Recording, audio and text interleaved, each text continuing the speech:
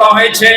এই ইফতার মাহফিলে সাতক্ষীরা জেলা, উপজেলা, ইউনিয়ন হতে বিভিন্ন স্থানের নেতৃবৃন্দরা এসেছেন।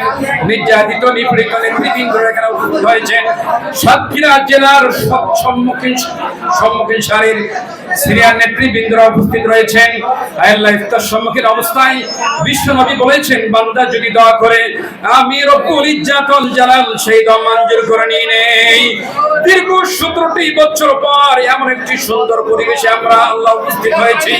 আমরা দোয়া করি আল্লাহ তিনি আমাদের অভিভাবক, তিনি আমাদের রাহবার, তার নেতৃত্বে বাংলাদেশ রব্বুল ইজ্জাতুল জালাল আল্লাহ তাআলা মেহেরবানি করেন।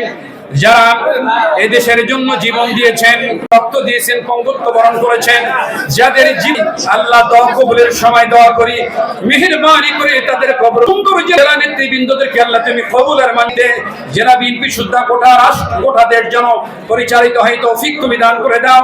সমস্ত বিপদ আপদ বালা মুসিবত আল্লাহ তুমি দুর্বিত করে দিয়ে দাও। না উন্মোচন হয় তৌফিক তুমি দান করে দিয়ে দাও।